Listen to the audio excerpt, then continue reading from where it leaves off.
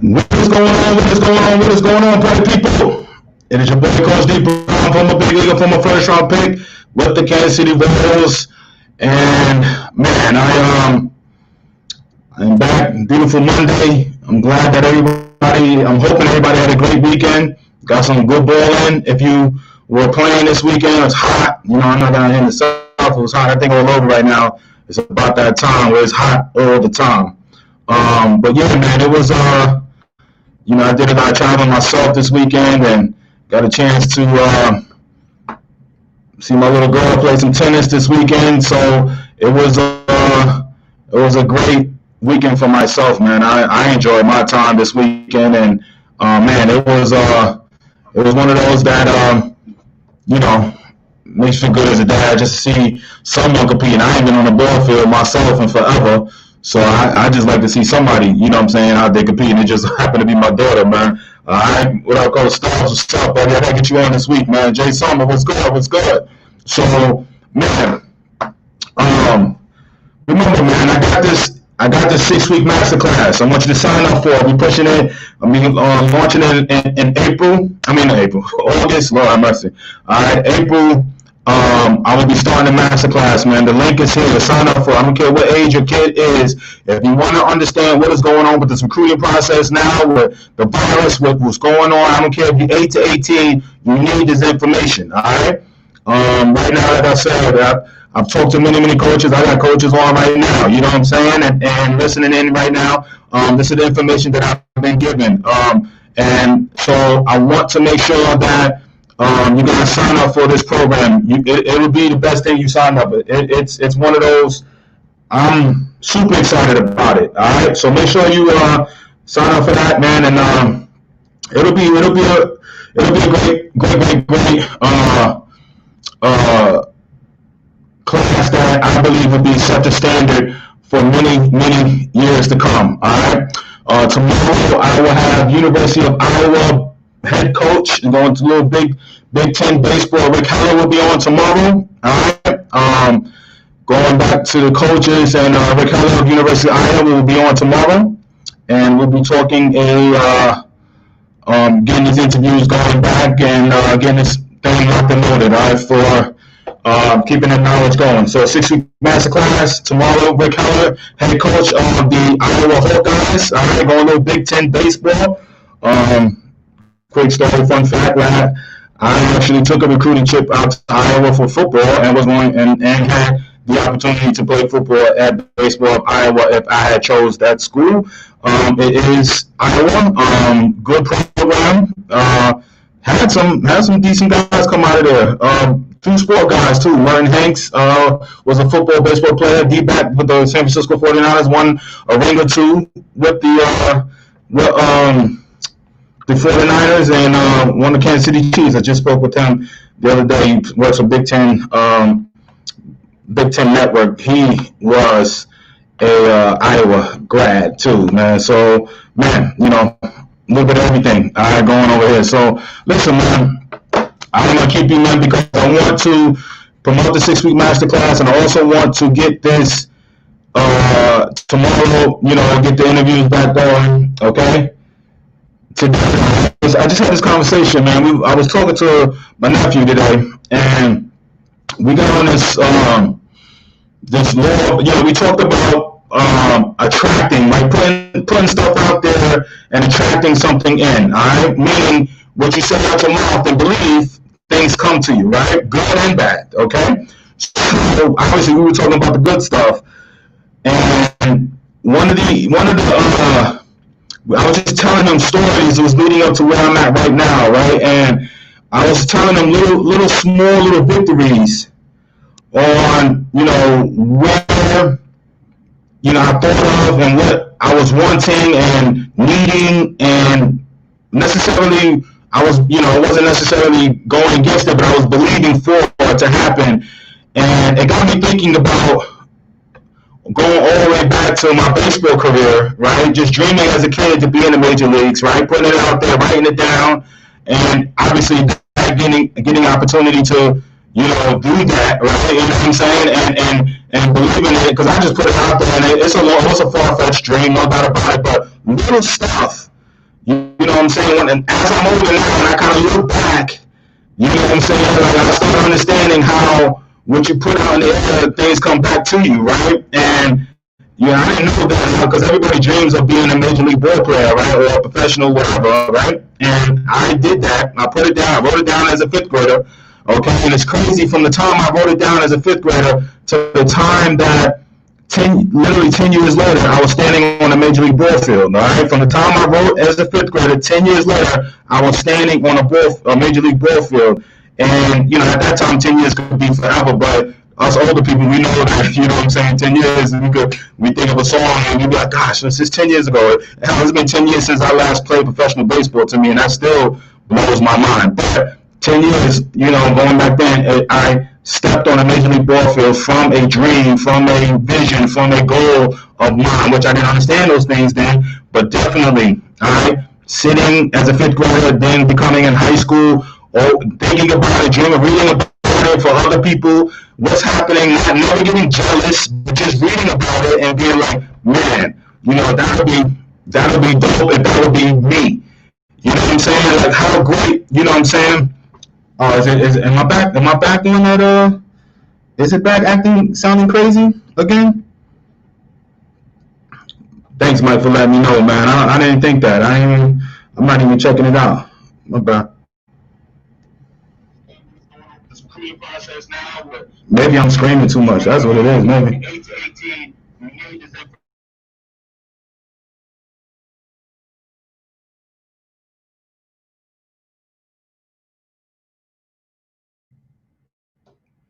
I'm hoping it's better now. All right? I'm hoping it's better now.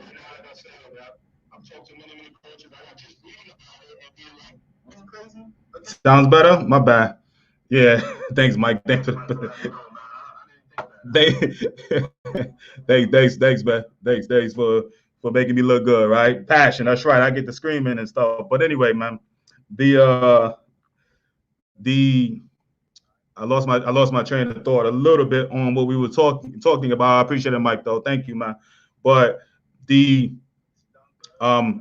basically from making it to the major leagues and getting into the high school level, man, and dreaming of it, sitting in a bed and visualizing myself playing in the major leagues, and then reading about guys that were very close to my area, reading about them getting the opportunity to play, and really sitting down and just and thinking of, man, if I was in that situation, what would I do? If that was in that situation, you know what I'm saying, what would I buy? Man, I would dream of these cars. I would dream of, I had these visions of a Porsche, this 911 convertible Porsche, right? That was my car back then. As a fifth to sixth grader, this red convertible 911. That was my joint. You know what I'm saying? That was my car at the time. And I would visualize myself driving in it. I would visualize the house, and especially when I was living in that 2-bedroom apartment, and just being like, man, what it would be to have, this grand, big old house, and, making this and that, money, and obviously, and then all of a sudden, like, these little things started happening in high school. Like, my boy, I just happened to be on a team with a very good ball player, you know what I'm saying, that was getting, I've known him since junior high school, but now he's grown and he's pitching and he's on the mound, and there's 12 to 15 scouts, every game that he pitches, you know what I'm saying? And I started seeing the attention he was getting, to the point where I'm balling. And after my sophomore year, I'm starting getting business cards, and I'm, in football, it was all over, you know what I'm saying? I was, all these, colleges and stuff getting offers and stuff. And then it wasn't until like going into my senior year where, again, there was like, you have a real chance to go higher than your teammate, which went in third round. And I just started like, it was like numbing to me. I kind of just took it as whatever, but it was just like, yo, that's crazy. Like, here I am in just New York, small high school, not a very big high school, not necessarily known for just putting out talent, you know what I'm saying? And it was just like, from back-to-back years, we had a third rounder, and then eventually the next year I would get drafted in the first round. And then from that point on, like when I knew I signed that deal, right? Again, I'm outside looking in like, damn, that's crazy. But when you in it, you just in it. You know what I'm saying? My objective was to stay healthy, just ball out, put up numbers, and you know, I signed that deal. I had no,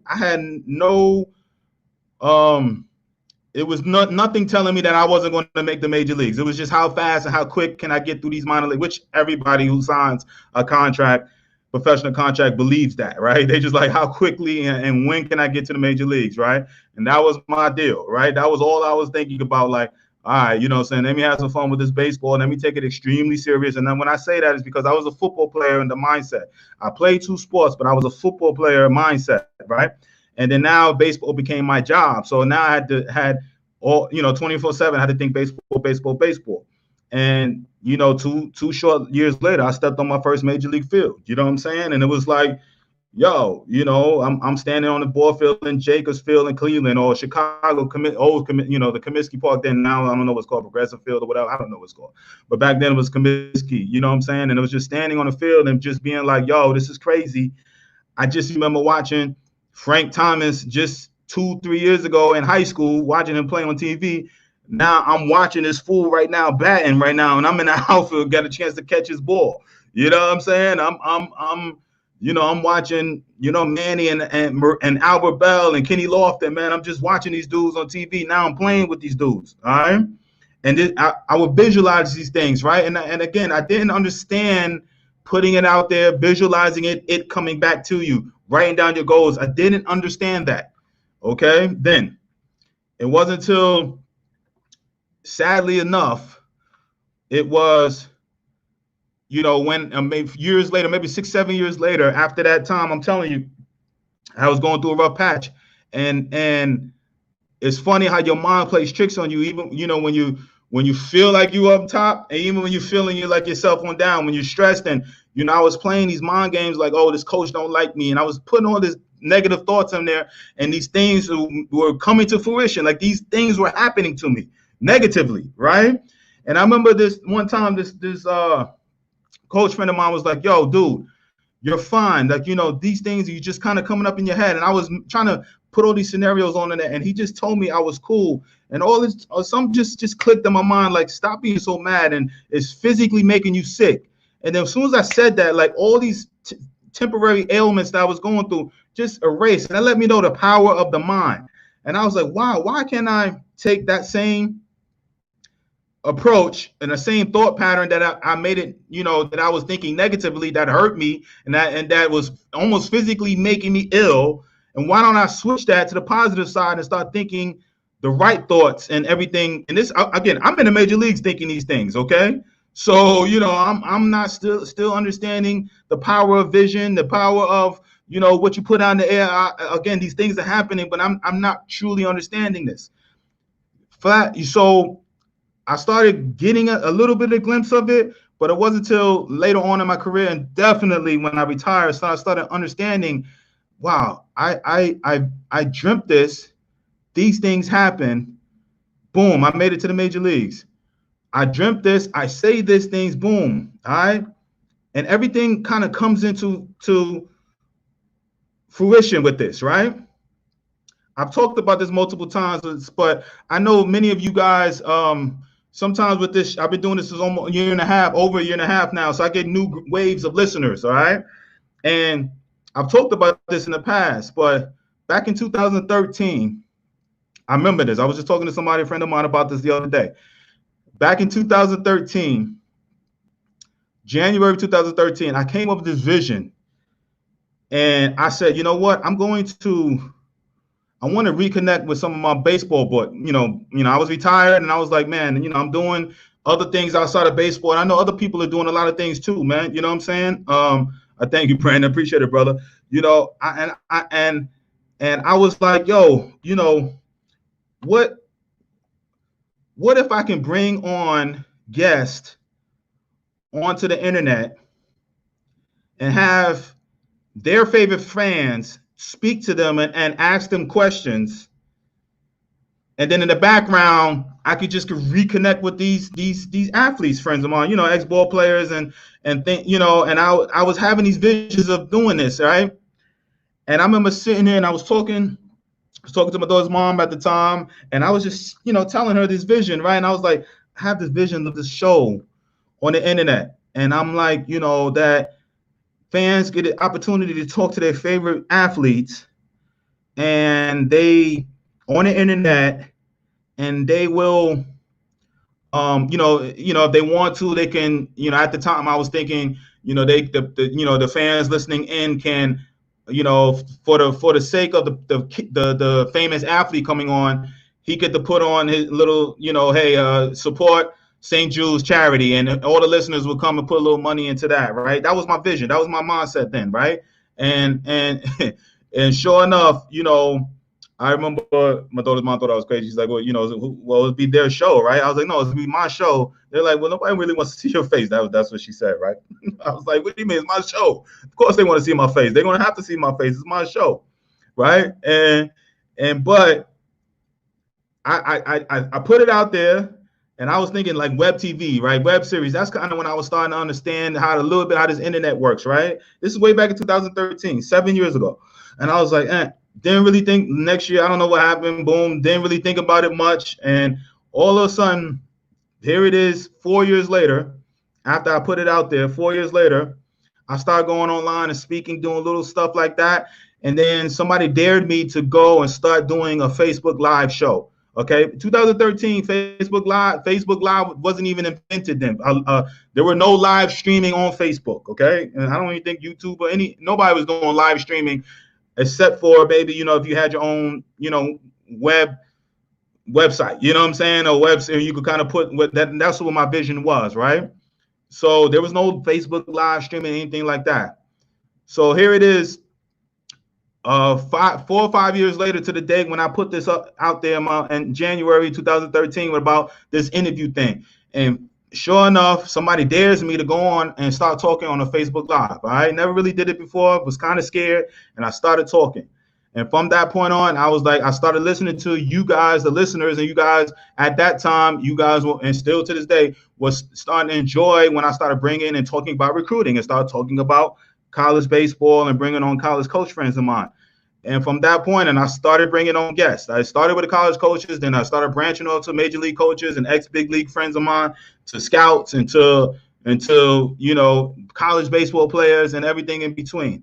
All right, and it wasn't until like the 20th show that I was just like, dang, I thought about this 5-6 years ago. Man, years later, here it is in fruition where I'm doing it now, when I'm speaking to many, many people based off of what I put out there in 2013. Okay. Why do I say these things? Okay. The reason I say this, because we all got kids and we all have visions and stuff for our kids, and people seem to think that this is like some quirky stuff and everything. But when I sat back and I think about it, I sit down and I tell my own child this, and I said, listen, speak what you want into existence. I'm like, if you just speak it and you believe it, you can get it. You know what I'm saying? Like, you truly, truly can. Right. And I don't never stop dreaming. Right. I don't never stop dreaming. I got a friend of mine, right? We were in this water, right? We were in these pathways down in Florida, and we were in this waterway, and it was hot, and it was, the vision, we were out there to paddleboard or some shit like, some stuff like, excuse my language, Lord have mercy, right? But it was in this beautiful neighborhood, right? With all multi-million-dollar houses, right? And I love the water, and the water's cool, and it was a cool atmosphere. But the main reason I went out there, right? Because I was like, man, this area is crazy. And I'm looking at these houses, like, this is I get a 30-minute water ride and a vision. I get a vision board. You know what I'm saying? I gotta, people have vision boards and writing goals down. I get to visually see these multi-million, and I don't stop dreaming. I don't think I'll ever stop dreaming. I don't think nobody should ever stop dreaming. And the reason I say this is because I go out and I look, and I was just like, I just vision myself on these houses, on beautiful houses on the water. You know what I mean?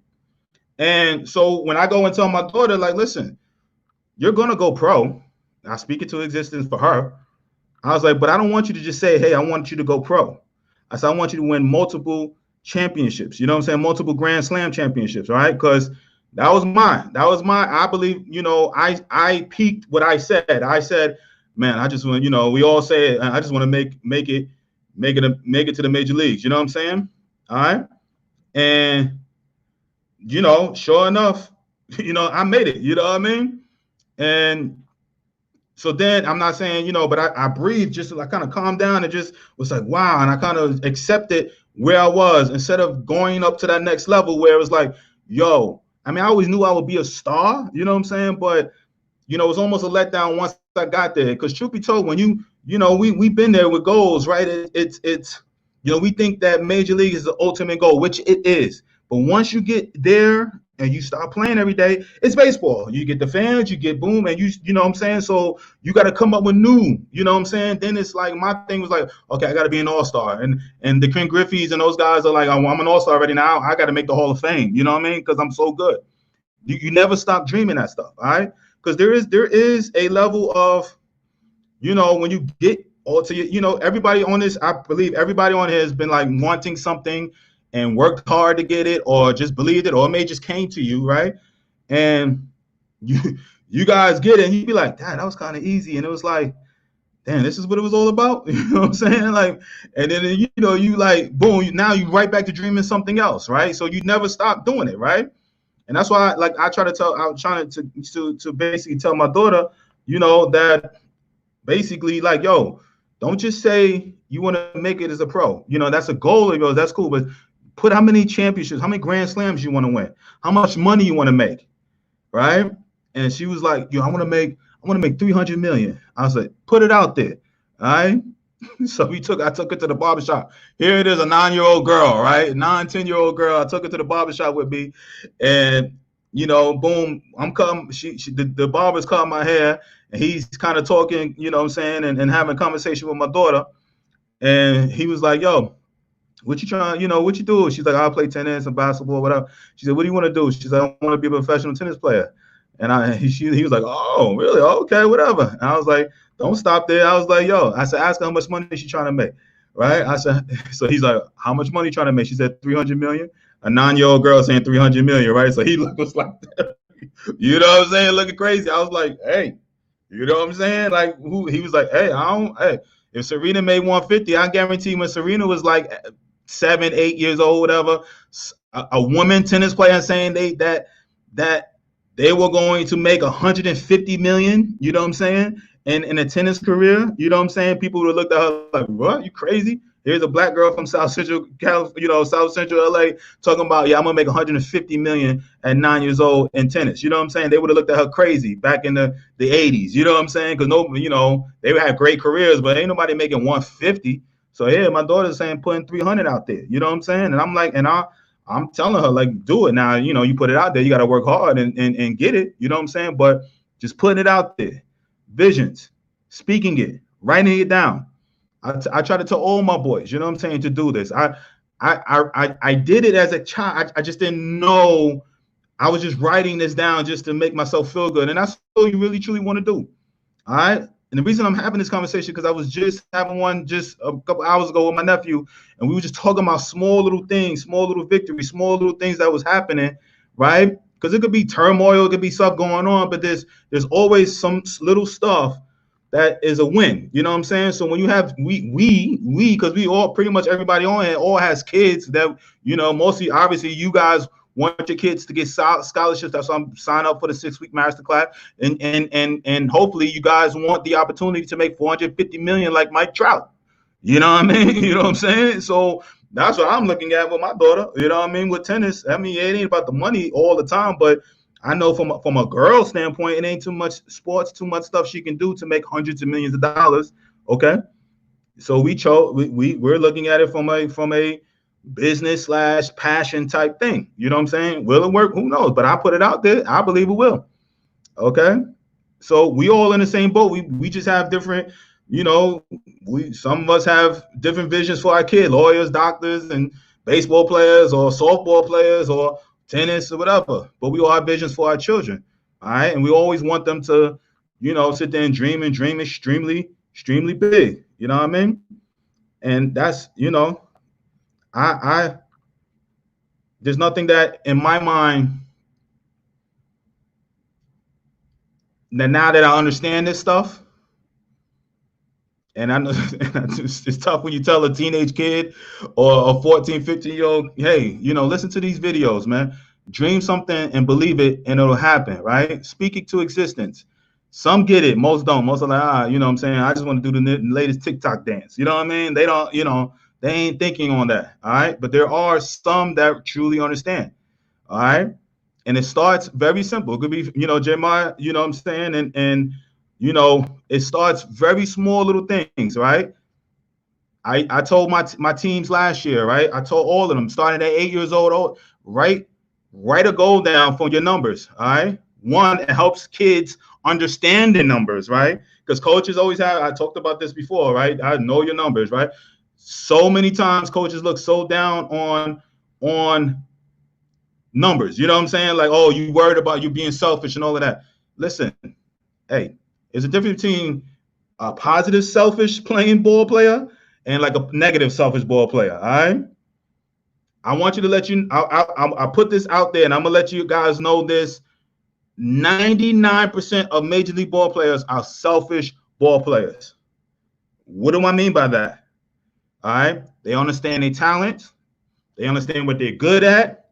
They ride it out, and they want to get paid handsomely for their skill and talent. All right. Selfishly, they are wanting to provide and do whatever they can to provide for their kids. All right. Their kids, some of them getting their grandkids going to get paid off of their money.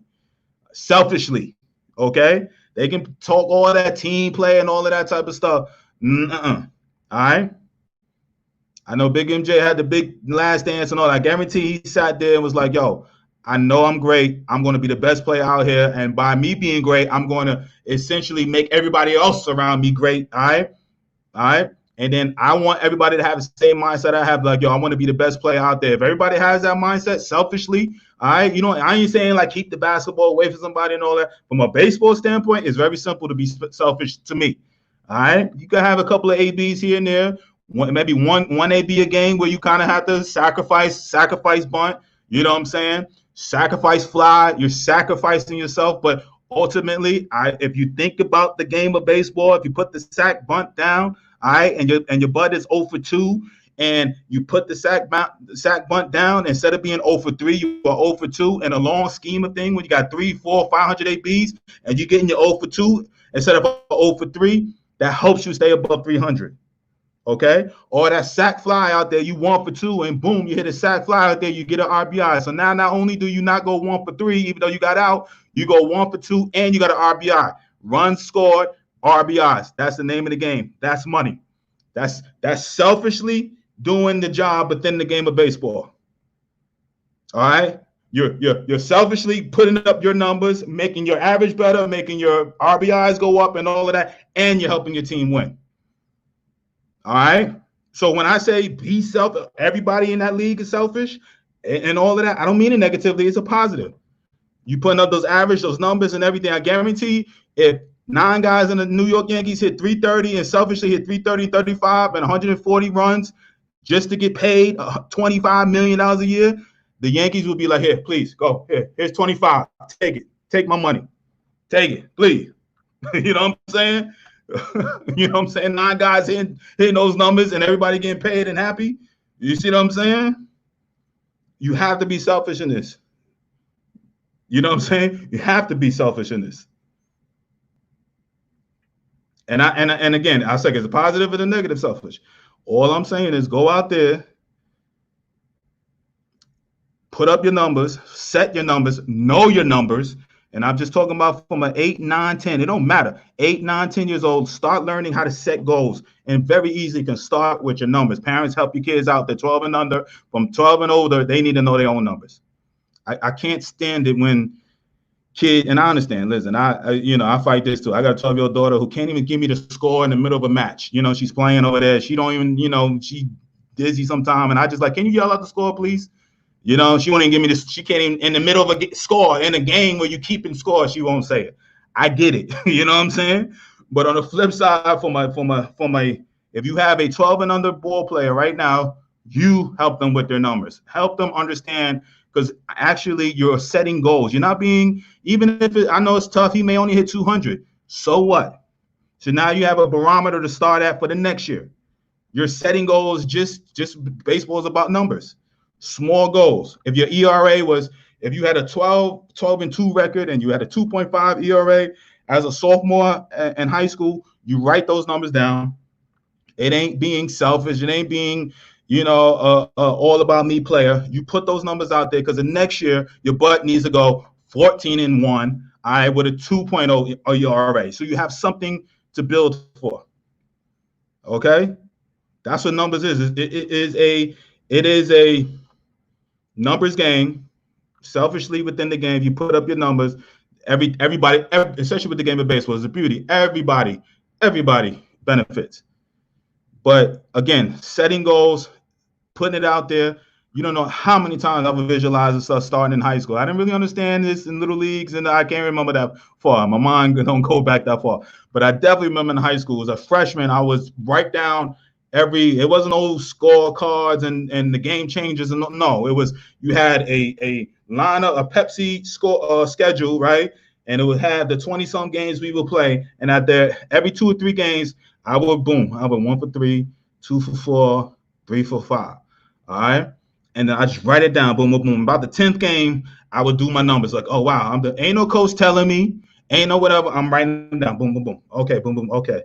All right. My mother ain't had to tell me what I'm hitting. I didn't have no, instructor, working with me. But if he was working with me, I may not know my exact numbers at the time, but I could give him exact numbers. Hey, I got 4 or 5 home runs. I'm hitting about 4 or something. You know what I'm saying? And I got 20-some RBIs. And it's funny. I bet you I got one of my boys, Jay Lane. I bet you if I asked you, my boy Jay Lane, all right, my boy Jay Myers is setting goals is good when you achieve them, make new goals and achieve them. Love it, D, no doubt, man. All right, but I guarantee, all right, I got my boy Jay Lane, one of my former teammates, all right, and coming up in the pro game, and I guarantee if I say Jay Lane, what did you hit as a senior? All right, because Jay Lane a little bit older than me, so we're talking 20 plus. I'm gonna call you out, Jay Lane. My bad, dude. But if I asked him what he hit as a senior in high school and what he hit as a junior at the University of Texas, because Jay Lane played baseball at the University of Texas as a Longhorn, I guarantee you he can give me at least his average home runs and RBIs. I guarantee you. It's 20-some years later. All right, Jay Lane, I'm putting it out there. Don't disappoint me. So what you hit Jay Lane as one of the sweetest swings ever. But what did you hit as a senior in high school in Texas, and what did you hit at the junior at the University of Texas? Put down the numbers for me, please. All right. And now I'm just telling you, right? Because I could go right out right now, all right, and go work with a kid right now. And I ask him as a junior, he's in the middle of the high school season. I can ask him right now, what's he hitting? He ain't gonna tell. He ain't gonna know. He ain't gonna know what he kind of hit the last year or two. I see it all the time, man. All right. I know it's harsh wording, but CT puts it out there, and it's a poster we live by in our workout room. If you don't have the mental capacity to be obsessed about what you're trying to get, then mother effers, you ain't gonna have it. I love it, CT Fletcher, and CT is not wrong. Love this message, D Dream, but hey, you ain't lying. You ain't lying. And what makes me mad is like, why be ashamed of putting something Jay Lane, look. Jay Lane said, look, 320 at Texas, right? I look, okay. All right. 74 ribbies, 13 bombs, and 28 doubles. Do you understand what I'm saying to you? All right. Do you understand? Okay. This when you are serious about what you do, okay, you know your numbers. Okay. All right, Jay Lane, I appreciate you coming through, baby. You know what I'm saying? I'm just putting it out there because I promise you right now I could go ask a junior right now because they playing this weekend and it'd be a 17U tournament up in Atlanta right now, and I bet you I go out there and ask some of my boys out there that I know or some of these kids out there that are playing 17U. Well, they didn't play this past spring, but even better, what did you hit last year? And they won't know. You know what I'm saying? They won't know. I think I hit whatever. How we talking about goal setting, right? So how you want a recruiter and all these other people to be recruiting you and all of that, and you don't know your own numbers. You know what I'm saying? How? I'm not, and I think it's a modest thing. You know what I'm saying? Right? Now here I'm asking my boy Jay Lane what he hit in high school, and Jay Lane is so we both. I'm gonna put both of us in that thing. We both been out of high school 20 plus years, right? And he still know what he hit. You know what I'm saying? And when you serious about it, you know. All right, ain't no. I think. All right, I can tell you. I can tell you at least. I think all 4 years I'm probably off a little bit for my freshman year. That'll be the toughest one. But my sophomore year on, I definitely. Cause my sophomore year I actually did the best ever. You know, out of my 4 years period, I had my sophomore year in high school was the best I ever did. All right, but my point being, parents start your kids when you start the goal setting every year. Put a goal out there. It's a new school season. All right, start with your grades. All right, and they're very simple. We all want our kids to all have a straight A's. All right, it's pretty simple. All right, some may not, some whatever. All right, some may struggle and all of that. So start with that. All right, and then when it comes to sports, understand what he did last year. Okay, and top it. Now if he had a bad year, well, now you got to go back 2 years. All right, I hate to say that, but that's crazy. But now you got to go back 2 years. So if he's a senior this year, you got to go back to what he hit as a sophomore.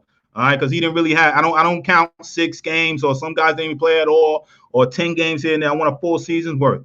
Okay, so what he hit as a sophomore, and if it's 200, then you need to put that extremely high.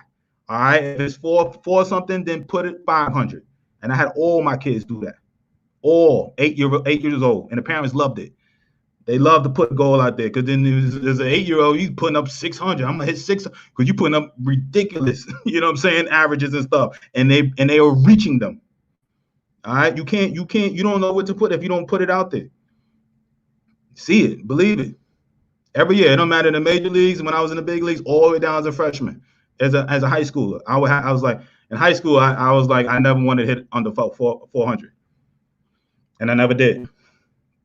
All right, now bombs and stuff would fluctuate. I always wanted to hit 10 home runs plus home run. I never got to those numbers.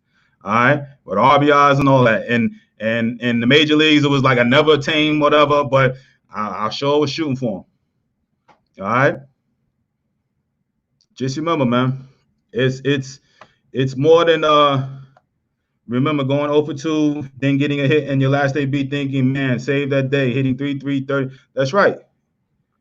It's I'm just talking. It's a game within the game, and I can go all over with understanding how to save your numbers because I wrote articles about this and understanding how this thing goes. Because if I have speed, if I can hit a little bit and all of that, now I understand high school baseball in Texas is going to be different from high school baseball in New York. All right, high school baseball in Florida is going to be different from high school baseball in Michigan or Wisconsin. All right, no doubt about it. But a 350 hitter in Texas is going to be a 400-something hitter in New York, right? A 400 hitter may struggle to hit 350 in Texas, but it's all relative, and scouts and recruiters know that. You know what I'm saying? Because they'll tell you straight up. I had a Diamondback scout friend of mine talk to my boys, my showcase teams, and I think some of them got offended when he said that, but he was just like straight up. He was like, yo, Tennessee, Mississippi, and it's not a hotbed for talent. You would think it is. You know what I'm saying? But overall, in the grand scheme of things, it's really not. All right, that's where I was at the time, right? Memphis, Mississippi, and all of that. And it's the South, and it's some really good ball players. But as a whole, you get a handful of kids from Tennessee, a handful of kids from Mississippi that can play. All right, but obviously the hotbeds are the Californias, the Texas, the Floridas, the Georgias. You know what I'm saying? Like those are the hotbed of talent, right? When you can just throw a stick out there and you in Texas, you get a 92, 93 mile per hour dude that can just, out of high school. Or Florida, you get a 95, 97 mile per hour guy. You know what I'm saying? That's throwing that thing. California, boom, you're getting these guys. He can hit for something, whatever. Those are the hotbeds of talent. All right? And he tells you that. All right, but still, you know what I'm saying? That doesn't mean the top kid from Tennessee can't beat the top kid from California and Florida. And that was my thing, right? When I would go to the little bit of showcases, 1 or 2 showcases, it wasn't like, oh, I want to get seen. I understood it, but I didn't go to these showcases. I went to one particular showcase in California, area code games. I think they still have them. And I just went out there. I just wanted to compete against, when I read in my paper in the Baseball Americas and all the little, whatever, all I would hear about is California and Florida and Texas, right? That's all I would hear about. And I'm like, what's up? Where's New York at? Show me some love. So I'm like, I want to go out there and compete against the best. I want to see I want to see the best kid from California, and let me face him. Let me see. I know I'm good around here, but I want to go compete and engage myself against the best. Right? My 450, whatever. I want to see what the 450 in California, how different and how good and bad and different. How does he look? You know what I'm saying? And there's differences, but ultimately I went out there and balled out, was the number one outfielder. You know what I'm saying, in high school. All right, it's doable. I'm just saying, putting it out there. I'm talking baseball terms. It could be anything you put out there.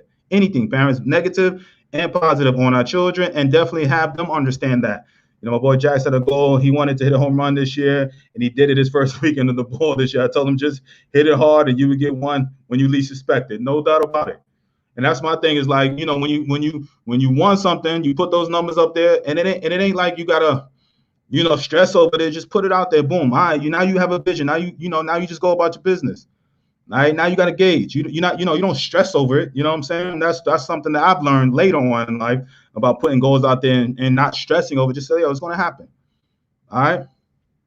It's going to happen, man. It's just real talk, man. It's just real talk.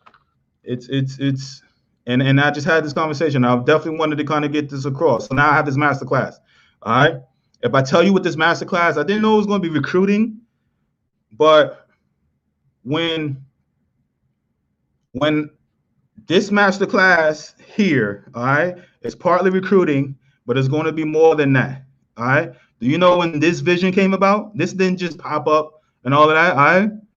This is 2014-15 vision that I had with this masterclass. All right. This is if I wish if I could sit here and tell you these ideas that come up in my head in the middle of the night, and I may get up and I will perform. You guys probably think I'm crazy. I will perform a whole masterclass, at least an hour worth of whatever, and I will envision me talking to 16, 17-year-old kids. And if somebody walked into that room at that time, they probably think I'm crazy. But I'm answering questions. I'm pointing to them, answering questions. I'm taping myself, right? I wish I had the I don't know what I did with that old school iPod. And I just went off, when I was talking about this masterclass, and I was talking about recruiting, talking about many things. And sometimes I tape myself. All right. I'm in the middle of the night and I can't, and my mind is on these things and I just want to get it out. And I envision talking to 100 teenagers about recruiting and life and manhood and mentoring and all of that. So when I put this masterclass out here, right, it's not just something like, oh, I of course I talk about all the stuff that's going on with the virus and the recruiting and all that, because that's recent terms. But the vision of putting this masterclass to bring to all you parents out there across this country and all that vision was years ago. Just like this interview, this Facebook, I didn't know it was a Facebook Live. It was going to be web TV. I didn't know it was going to be Facebook Live. But this Facebook Live interviews was way back in 2013, January 2013. I envisioned this type of setting 2013. Okay? So this, what I'm saying, putting it out there, understanding this masterclass, and I already know what's going to happen from this masterclass. Okay? Just putting it out there. For our kids, put it out there. They may be the ninth batter on a 12-year-old AA team right now. Tell him he's going to get a Division I scholarship. He might can't make a team right now, and you scuffling and you wondering if he got it and all that type of stuff. Just put it out there. Been plenty of scrubs at 12 years old and studs at 12 years old, right, or 13 years old that at 16 they're never found again. And the guy that they were like, dang, where he come from? Oh man, he was in nothing. He just grew and got better and kept working. And now he's getting the D1 scholarship. The other guys like peaked at 13, and it happens all the time. Keep put it out there, and us parents too. You know what happens, because I understand. You know, it's kind of quirky, and you know, I don't want to act as if we you know we are all about our kids and stuff. But sometimes I get mad at us parents and stuff, because we and I don't say man, that's a tough word, but sometimes we want to put so much into our kids that we stop dreaming. Everything becomes all about what our kids want. You know what I'm saying? But nah, like you you know what I'm saying? Like, you got to have your own thing too. Like, and as much as you want to believe for your kid, you want the best for your kid too, no doubt. But you can believe and want the best for your kid, and also want to achieve and do something great for yourself. You know what I'm saying? You ain't got to be 40, 50, 30 something, whatever, and stop dreaming and all that. Like, oh, I'm gonna just live through. Nah, like, what is there to live for? What is that? You know what I'm saying? Like, and I ain't trying to be preachy. I was having this conversation earlier today. All right. And we were just talking about little stuff that I put out there that I'm like, you know what, that happened. Even negative stuff like, dang, I put that out there. Damn, this stuff happens. And I read, I listen to this every day. You know what I'm saying? And I started understanding. I wish I did more as a ball player. And that's why I said I want my ball players, young kids, the younger, the better, to understand this. My daughter looks at me like I'm crazy when I tell her to listen to a Les Brown or you know what I'm saying, some speakers, you know what I'm saying, that she's like that, look at me crazy. But it may be that one day that she gets bored enough to listen to it and gets hooked in understanding that. Okay? Because there are athletes out there that understand this stuff. All right, they can be Bible, putting the faith out there and walking by faith, the Bible, that's all it is. You know what I'm saying? I'm just, I'm using different words and manifesting and all of that, but it's the same thing. All right. So anyway, I believe this masterclass will be the standard. A lot of people will sleep on it. I already know. All right. I already know from here. I know that from here, from this show and all of that, it will help you. But I know most of you listen to me every day. You know what I mean? So it's not like, whatever, but it's going to be more people that don't really necessarily know me out in the world that will purchase this masterclass. I'm putting negativity/positivity out there. Okay. But, it is what it is. I don't stress. I don't, because the value is the value. What I say is what I say. You guys may get enough from what you're hearing from me here. You know what I'm saying? Hey, what's up, baby? Jason was good. Pierre was good. Coach Store, what's up? Mr. Store, what's up? So, Coach Steele, what up? But anyway, I just wanted Michelle, what's up? I got some old, names I ain't seen for real in a long time. D. Lowry, what up? But Kathy was good. Putler was good. Monique was good. Gilly was good. Mike, Chuck, Charlene, Lawrence. All right. So anyway, listen, I know I got preachy today. I get like that sometimes. All right. But if you listen to my old things like that, man, Isaiah, what's good, family? I'm thinking about you the other day. I just felt like, man, new week, I got challenges going on, but the overall, it's like, man, what kind of message can I give to you guys that can start the week off really good? All right. And I just, just talking about this, man, like I had a long conversation with my nephew, man. And we just, for every bad thing, I was just like, man, but look at this, but look at this, but look at that. Man, I talked about this, and boom, boom, boom. And this happened. I dreamt this platform. I didn't know it was a Facebook Live, but I dreamt this platform 7 years ago. You know what I'm saying? Like 7 years ago. Right now, I got, Florida, Texas, Wisconsin. I got people from all over the country that listen in. Okay. Coaches from all over the country. Come on. All right. Tomorrow, again, Rick Heller from University of Iowa coming on. I got University of Iowa with this platform. You know what I'm saying? Coming on. Okay. And it's the beauty of this, man. Okay. I'm gonna end the 6-week masterclass. All right. The link is there.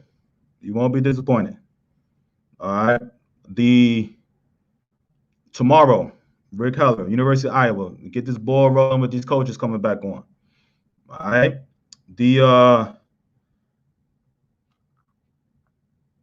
This week we'll be traveling, but I will get it done. I ask that you keep and share this message, man. You know what I'm saying? Like, I understand it just kind of coming. Most of y'all don't hear me like this, you know what I'm saying? But people who know me in the background know me like they know I talk like this. This is how I talk, you know what I mean? And believe. And, I don't sugarcoat nothing. You know what I'm saying? I have my doubts and my days where I'm like, man, I'm doubting this and all of that type of stuff. But on the flip side, you know what I'm saying? On the flip side, for the most part, listen, I've lived the dream life. You know what I'm saying? You know what I mean? Like, snotty-nosed kid from New York made it all the way. You know what I mean? And now I get to help other kids make it. I get to help a platform. I help other parents, you know what I'm saying, with their kids or help them personally. And that's what I strive to do. Before you go for your challenges in return for always bringing before you go, pray for your challenges in return for always bringing the message to help kids. No doubt, man. No doubt, Brandon. You know what I'm saying? No doubt about it. So, Alicia, what up? What up, Alicia? So that's my message for today. You know what I mean? Is make sure, you dream big for your kid and obviously for you. Believe it. All right. And just see what happens. You know what I'm saying? Just see what happens. And my thing is, like, especially parents, don't stop dreaming yourself. All right. That's my whole thing with them parents, man. We get so caught up on our kids. Don't you start dreaming. You want for your kids, but also, because I know everybody on here has some goal, something they want to achieve within themselves. It could be in your family, it could be in your marriage, it could be, you know what I'm saying, a goal in a business or in work, and you know what I'm saying, that you want to accomplish. And it may be a hellified dream that you be like, man, damn, you know what I'm saying? I don't know if it ever come or anything like that. Just go for it. All right? Just go for it. I won't stop. And people know in the background, it's like, shoo. Sometimes it looks so far-fetched, but I'm like, what else are you going to do? Like, what else can you do and sit there and just be stale and just be, you know what I'm saying? Like, this is crazy. Like, I don't, especially with this world right now, like, you know what I'm saying? These people are so, like, and I'm going to end it like this. And I don't want to hear no comments, anything like this, okay? All right? I don't want to know, whatever, just listen, please, because I don't want to get in no political and all of that. But it kills me right now, all right? I had this conversation with my dad. There's no dollar that Donald Trump is going to take out of my pocket. There is no dollar that Barack Obama is going to take out of it. No Joe Biden, no Kanye West, nothing that Donald Trump, Joe Biden, Kanye, Barack, George Bush, anything like that will take from me what's supposed to be mine. Nobody. Would it be harder for some and everything? Yes. Why should it not be that, hard? If it's easy, some things are going to come easy, no doubt about it. But if it's a little bit stressed and a little bit hard, you know what I'm saying? Come on, man. You want it to be a little bit challenging, because if it's too easy, you'd be like, you know what I'm saying? But you want a little, you know what I'm saying? Like, and that's my whole thing. Like, that's my mindset. It's like, especially with this world and this dynamic and everything right now, we get caught up in the dumb mess. You know what I'm saying? And get focused on the wrong thing. There are always going to be racist people out there. There's always going to be good cops. There's going to be bad cops. There's going to be bad people. There's going to be good people. All right? I hate to say it. It is what it is. But I'm going to go about my business. I'm going to handle my business. I'm going to look at the right white person. All right? And I'm going to look at the wrong white person who is racist and be like, yo, I don't need him in my life. Just like there's black people out there that are going to sit there and set you up just as worse as a white person would. But I ain't gonna sit and be like, yo, I ain't messing with no black dudes, or I am, I ain't whatever. That's what I'm saying. This. Anyway, I'm going off. All right, I'm just trying to tell you, if you come in that mindset like, yo, anything that's supposed to be mine is going to be mine. There's nobody that's going to take it. All right, I'll be a fool to sit there and tell my daughter like, hey, this person is going to take this. You can't have your dream because this person ain't gonna like you. And come on, no. All right, you want it, go get it. It's gonna be a little obstacles and all that type of stuff. Go get it. All right. If it's a little bit hard and all of that, it's a better story, a better testimony to share. All right. Bottom line. You don't want it. Certain things you want easy. All right. Pretty girl. You don't have to go chase and do all that. You want that. All right. Yeah. And even that. If she's too easy, then nobody like easy. You know what I'm saying? Like, I'm going on a whole nother tangent right now. All right. So anyway. All right, I'm out. I'm gonna go tomorrow. I'm in on that. All right. Tomorrow, 4 p.m. Rick Heller, Iowa, University of Iowa. I'll get back to the interviews. All right. Just remember, ain't nobody gonna take for what's gonna be yours. All right. Stop watching the freaking news. Don't tell me I'm gonna keep up to date with everything going on. All right. It's a new epidemic. 5 years ago, it was Ebola or something else. 15 years before that, SARS, and I'm not downplaying it because I lost my varsity high school basketball coach to the virus. I'm not poo-pooing that. It is very serious, okay? But again, the doom and gloom and everything you keep perpetuating in your freaking face all the time, you have a negativity around. That's what I see, all right? I'm out there earlier today over there, and I'm watching a practice over there, and my daughter, and it's a and an Asian woman. I walk by there, and I haven't been to the practice in a while. I walk by the practice, and the Asian woman, I don't know who she was and all of that, and obviously her kid is up there, whatever. And I'm watching my kid. I walk past her. She locks her doors as I walk past. Now we're in a nice, really nice area, and I'm walking past the practice thing, and she sees me, and ultimately she locks the door. I get offended a little bit, right? You know what I'm saying? But what I'm going to do, right? She watches the news. She thinks, most black, I'm a big black guy walking, and she thinks whatever, right? Do I take offense? Yeah, but I keep it moving because I it's ignorance. You know what I'm saying? It's what she sees as a black dude. I'm big black, like I'm here to watch. We all have our kids up there, but she see just this morning this happened. You know what I mean? I could be mad and be like, oh, this world is this, and blah, blah. I just chalk it up like she watches the news. She sees the climate, and she thinking that, because it ain't got to be the climate, because it could be 5 years from now, 5 years ago, and it'll be the same thing. But now it's everybody's extra sensitive, right, to everything, right? But I just thought that was the funniest thing. Like I'm walking out from our kids, whatever, and she sees me, and she locks her door, right? What can I do? Oh, you bad, you racist, and you couldn't. I'm not gonna hurt you, whatever. I just look at her. She's stupid. She watches the news all the time. She thinks, at 9:30, 10 o'clock in the morning, that I'm gonna, what I'm saying, like hurt this woman in the middle of a parking lot, and while we're watching our kids play tennis. Come on, see what I'm saying? That's just again, right? And I know many of you right now will sit and be like, oh, well, the news keeps me up. That's my biggest thing. My dad and my late mother definitely. I got to keep up to date. Ain't no date change. I guarantee you 5 years from now, somebody got murdered, shot. You know what I'm saying? Democrats don't like Republicans. Republicans don't like Democrats. Okay. Whoever's in office he's not doing a good job. He could be doing whatever. If it's a Republican in office, the Democrats will hate what he's doing. If it's a Democrat in office, the Republican's going to hate what he's doing. You know what I'm saying? Right? Fox is going to talk junk about them. CNN's going to talk bad about the Republican. Right? Right? And then we're going to feed into that. We're going to, they don't like this views. They don't like their views. He's this, they're that. Right? Right? You know what I'm saying? All cops are bad. Right?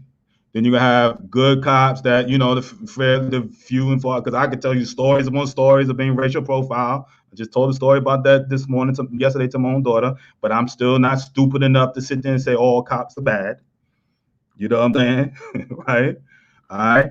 I've been called, all type of N words and on the field, right? Been told I was going to be hung from a tree and do I like watermelon and chicken, right? You know what I'm saying? And meet me outside. I'm going to hang your ass out there in Winston, North Carolina as a 20-year-old, right? You know what I'm saying? But I'm not stupid enough to sit there and say that all white people are racist, right?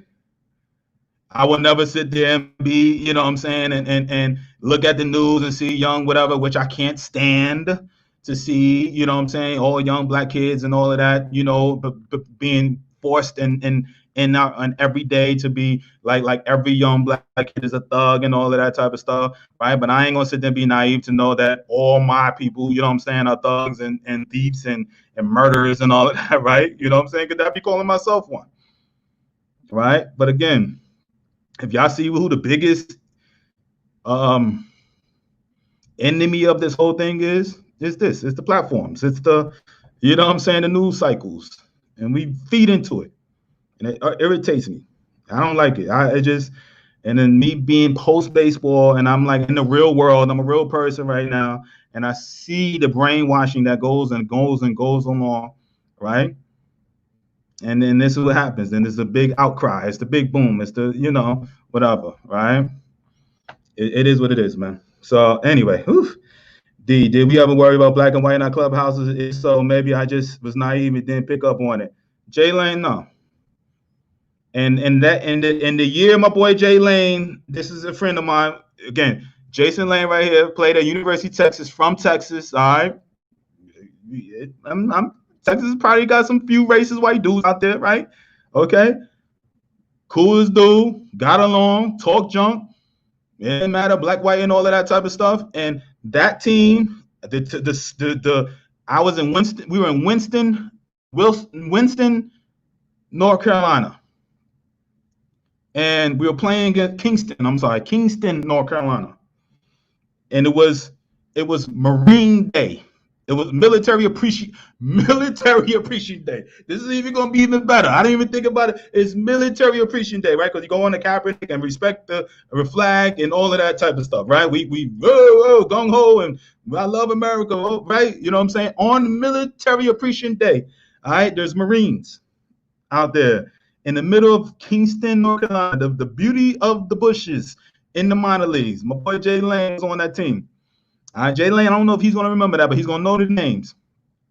I'm standing in left field, okay? It started off first couple of innings. The ill part about it, it was a handful of, they had to be cadets because I think they had some type of a base not too far from the base, the field.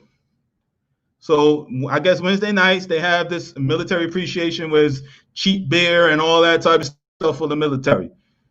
There's a few white dudes, and it's actually one or two black dudes with the white dudes who it started early.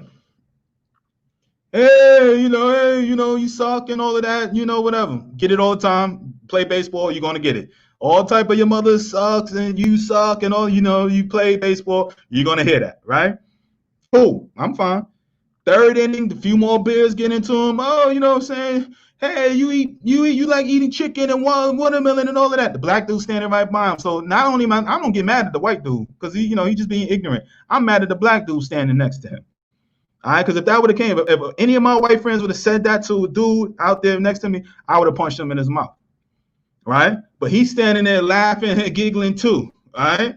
So I'm looking at him like whatever. Now, meanwhile, my pitchers on my team are in the bullpen. And they're hearing this, okay? So they're sitting and listening to us. They ain't saying nothing at the time. By the fifth to sixth inning, the black dude that left and all those two, three white dudes were liquored up heavy and all of that. Now became, instead of saying watermelon and chicken and all of that, now it's like, hey, you know what I'm saying? Meet me outside and MF and all this type of stuff, whatever. And by the seventh inning, it came, I'm going to hang your ass. I'm going to hang your ass, all type of N-words. And you know what my white teammates did? All right, I get goosebumps over there thinking about it right now. All right, They almost wanted to go in the stands and started throwing rocks and all type of balls at these dudes to draw attention, to get the security to bring these dudes. And they got my white ball player friends, teammates of mine, came to my defense and whatever, because they knew what they were doing was wrong. You see what I'm saying? Like, you know, again, is there racism in the game of baseball? Hell yeah.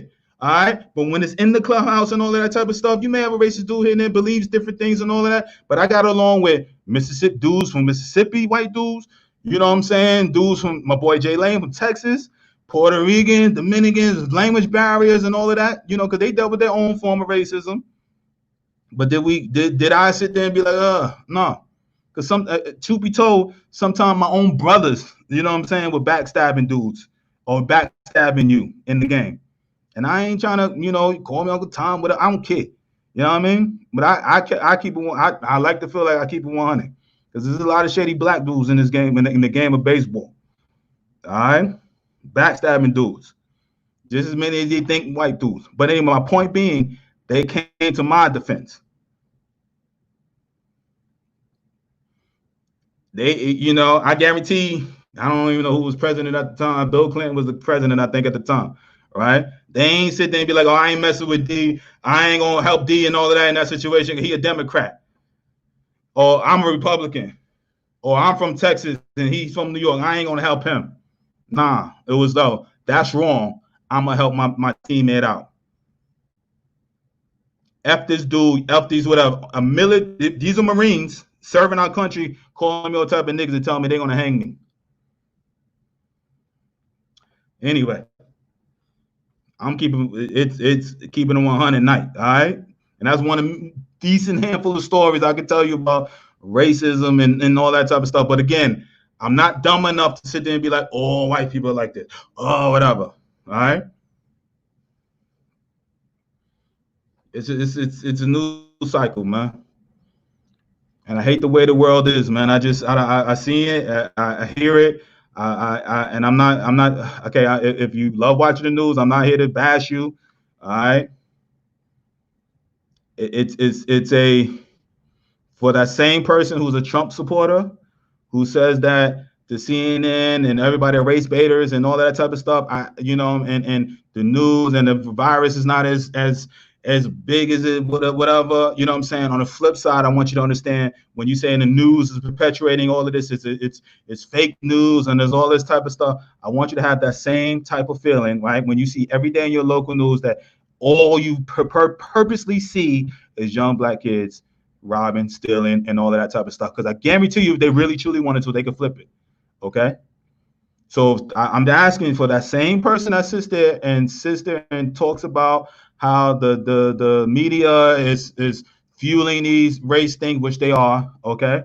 All right, and the virus is not as big as it needs to be. It's not as dangerous as they say. I'm gonna live my life, and the media is making it out to be so much bigger than what it is, and all that type of stuff. So the same person that's saying that, I want you to have the same type of energy and forceful when you're entertaining yourself and being ignorant and scared by watching every time your local news and everything that you see a black kid purposely is he doing something wrong? Yes, but it's a purposely driven media cycle where they're purposely putting in front of your face young black kids, young boom, boom, shot, kill, boom, whatever. And you're just seeing it replaying on to the point that I'm standing outside watching my daughter play tennis and I walk past in a nice neighborhood, and I walk past a car, and our kids, I guarantee my daughter may have been playing her daughter, right? In practice setting, everybody having fun, and she sees me walk up and she locks her car because she ain't seen me in a while.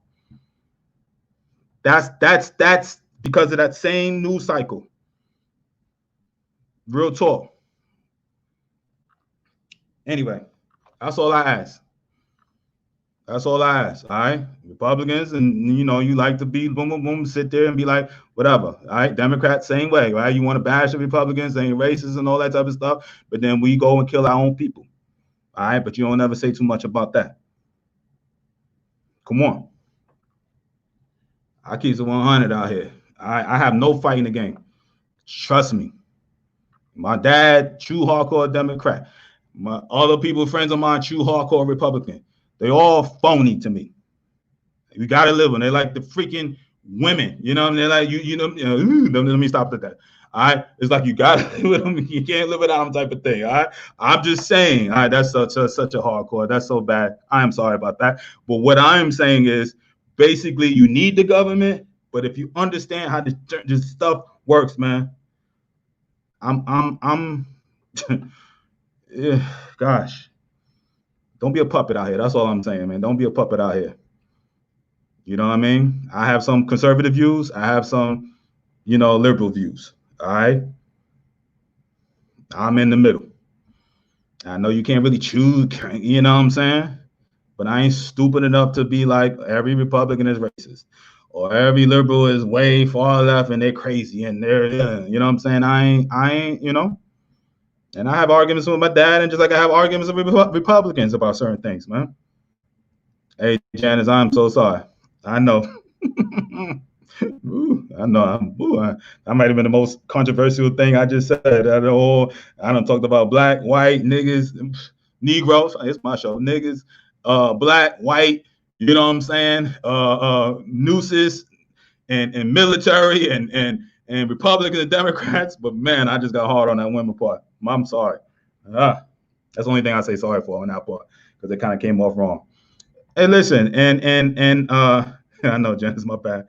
Yo, I hope you guys, some of you guys I've never met in person. You just know me from this, and I hope you see my views. You know what I'm saying? And I'm gonna get off this. I don't went on a whole lot longer than I expected. I'm over here sweating right now, to be honest with you. Maybe the sunlight coming through. But you can see my views. But a kid can play. It don't matter black and white. I'm gonna say, yo, this kid can play. You know what I mean? If I feel like he needs an extra little whatever love, it could be black and white. I'm gonna give him a little extra love than the kids that's just a stud that don't need it. The coach asked me some real about a black kid, and I really want that kid to whatever, but I really truly believe that his dad and the mom ain't the right person. I'm gonna keep it 100 because that's my name. As a white person, that same thing, boom, I'm gonna say that.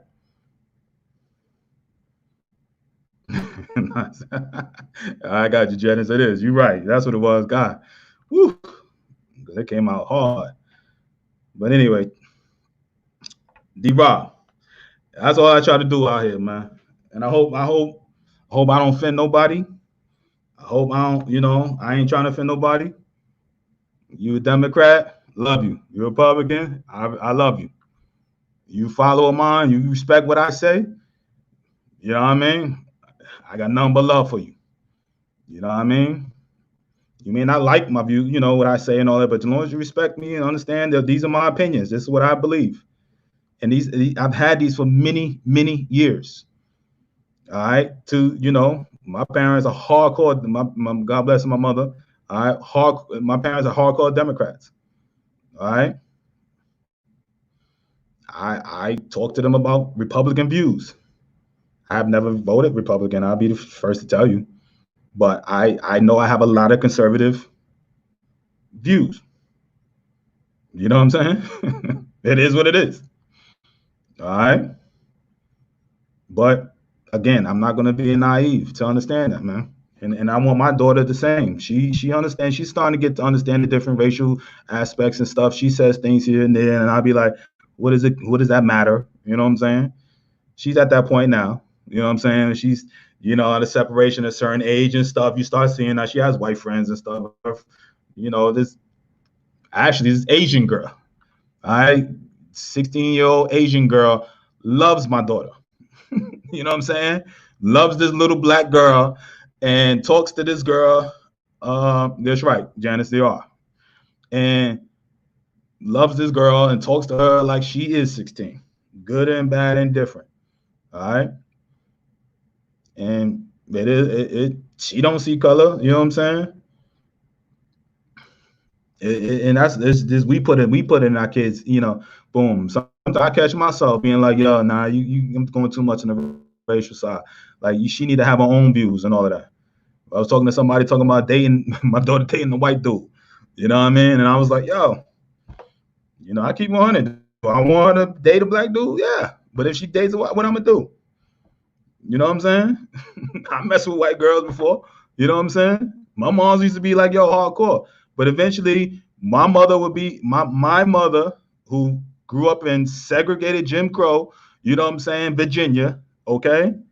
We used to be black, bring a black girl home, all that type of talk. But once she started seeing that, you know, her son, boom, not doing fairly too well in a relationship, she's like, I don't care who you bring home, as long as you happy.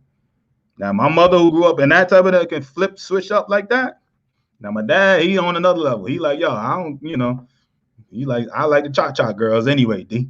That's my dad. He's cha-cha girls and Spanish girls to him. You know what I'm saying? So he was like, yo, what up? You know what I mean? Well, mom, it is what it is. I give you a glimpse into my life, okay? So, you know, our kids, we could tell them and teach them and everything, whatever. Once they get out to the world, they're going to do what they want to do. Lord knows I did. You know what I'm saying?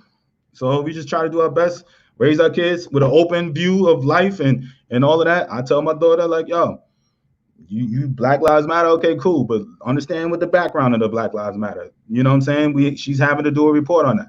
But understand who started Black Lives. All right? I got you, Janet. That's right. Yeah. But, you know, and I'm like, you know, saying this and all of that, believing for this, then, you know, switch it up. This is what's going on the other side. Anyway, love you guys, man. Whew, I went off today. Yeah, Janice, I am getting, yeah, you know, I get it. The Virginia girl, that's right. My mother, Virginia girl. North of Virginia, segregated. All right. The 6-week masterclass, sign up. Now, if you think, again, I'm gonna say this right now. If you think that, you know, my views and how I go about whatever, if you don't think when you get in a masterclass setting, when I just doing straight teaching, you know, right now I'm just, you know, preaching, more teaching.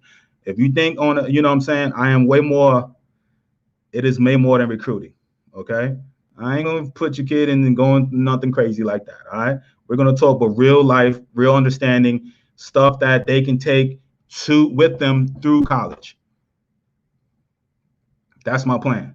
The recruiting, this will be the Bible for recruiting, setting up kids at 8, 9, 10 years old, because it is good enough for 8, 9, 10-year-old, and it will be better for a 20-something-year-old kid too. You know what I'm saying? Like it's something for everybody in this masterclass. Real talk. It is going to be used, I promise you, it will be used for years to come. All right, real talk. Ain't no, you know, whatever, from college coaches' mouths, mixed in with a little D Brown touch to it. All right, a lot of D Brown touch to it. All right, cool. Listen, the 6-week masterclass, the link is in the title right here. Rick Heller coming on tomorrow. All right, I don't know if he watches this. He may be scared to come on. Anyway, Rick Heller, University of Iowa. All right, coming on tomorrow. You guys have a great day. Love you guys. Thank you for listening. All right, we'll be here at 4 p.m. Eastern tomorrow. Rick Heller, University of Iowa. See you guys tomorrow.